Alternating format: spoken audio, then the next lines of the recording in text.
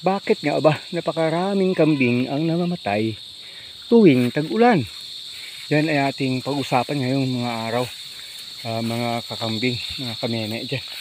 At sagutin po natin yung tanong ninyo isa-isa ng mga tips na pwede nating maihayag sa inyo na narinig natin at na-experience na rin natin sa pagkakataon na kaya ngayon may kambing po tayo. Ito po, unang-una pong reason kung bakit namamatay yung kambing tuwing tag-ulan, kasi nga it is always in the rainy days na tumataas yung tinatawag na toxicity level ng lupa. Yun yung panahon po na umaakyat halos lahat ng mga toxic na nasa lupa natin dahil po sa moisture. Yun po yung isa sa pinaka-reason. And number 2 po, reason dahil po doon sa pagtaas ng toxicity level. Number 2 reason, doon na rin po laganap yung mga viruses, bacteria, fungus na yun nga, lumalaganap. Dahil dyan sila nabubuhay sa mga panahon na tag-ulan dahil po mataas yung moisture ng ating paligid. So tumataas talaga, dumadami talaga yung bakterya na nagiging sanhi ng pagkakasakit ng ating mga kambing.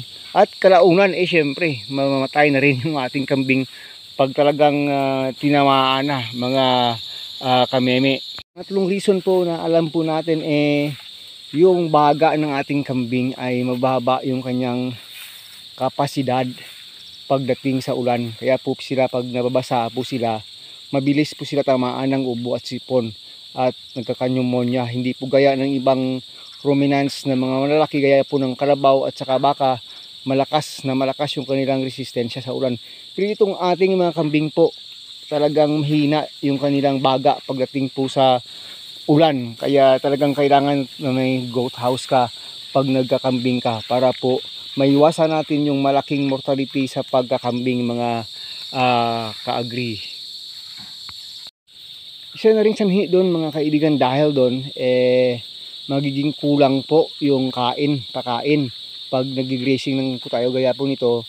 Hindi po magiging enough yung kakainin ng ating kambing maghapon pag kulang po tayo ng kumpay o wala po tayong enough na forages for cut and carry, at saka nag-grazing na po tayo gaya nito, of course po magkukulang po yung kain nila, yung food intake nila sa isang araw, na nagkakaroon po na rin ng problema dyan sa stomach or rumen ng ating mga kambing, kung kaya bakit sila nagkakasakit at yun, madali po silang namamatay. Isang reason pa po, tuwing tag-ulan na rin po talaga laganap yung parasitiko sa tiyan ng ating kambing.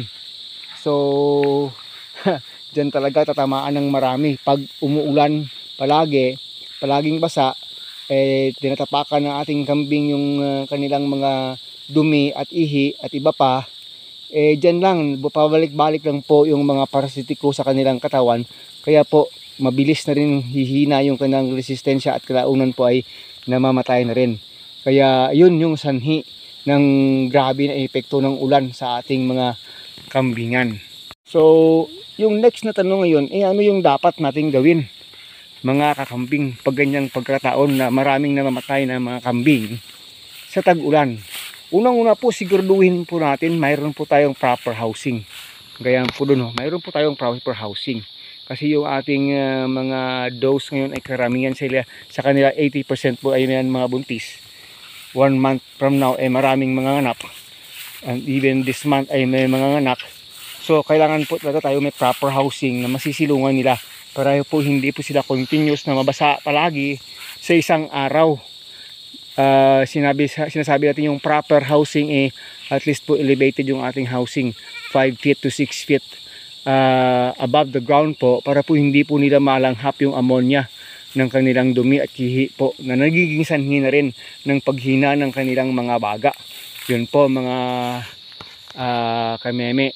Number 2 na rin, gandang gawin natin ay papalakasin natin yung kanilang resistensya sa pamamagitan ng pagbibigay sa kanila ng bitamina. Kung maaari lang po kumpletuhin natin yung kanilang mga bitamina na pangangailangan. Alam na po natin yan, may B-complex po tayo, ADE, mayroon po tayong DCM kung kinakailangan para sa pupalakas ng kanilang resistensya, at yung ating mga salt lick na rin po.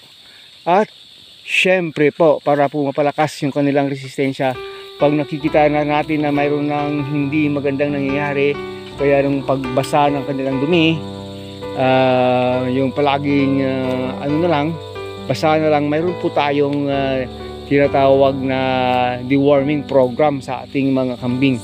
Dahil doon nagpapakita lang na napakarami na talaga ng parasitiko sa kanyang tiyan, kung kaya't hindi na maganda yung kanyang dumi, basang-basa na yung kanyang dumi.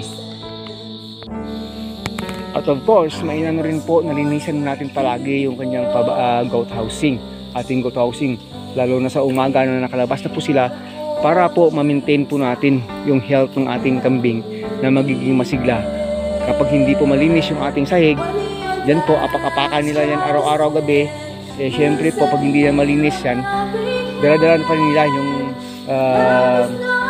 sakit na kanilang naapakan dahil sa kanilang dumi. Magiging carrier yung ating kambing.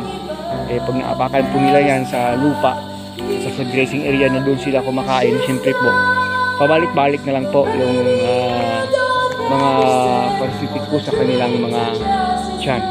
So yun po mga kakambing, yan po yung mga basic reason. Hindi po tayo eksperto, disclaimer po, pero yan po yung pwede nating masabi sa inyo, may tutulong sa inyo bakit ba namamatay yung karamihan ng kambing pag during rainy season, at ano ba yung dapat nating gawin. So this is your friend Agritech Mix TV po. Bye bye na, maraming salamat. Sana'y may nakatulong po naman tayo sa inyo sa araw na ito sa pagbigay ng konting tips sa ating mga kaibigan ng mga nagkakambing. Hanggang sa muli, bye na. So po sila nga, malapit ng mga nakambutisan. Tapos si mga white, malapit na rin yung mga anak. Ayun, si Grace. Malapit na mga anak.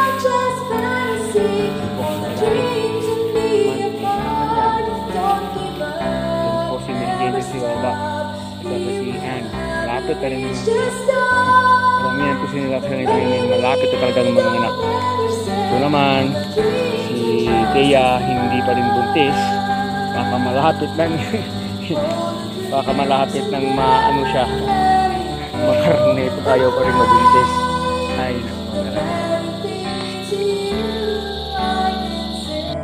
ayan, Suki is 4 months old. 4 months old, pinag-tap yung katawan. Yung native. Kaya maliit.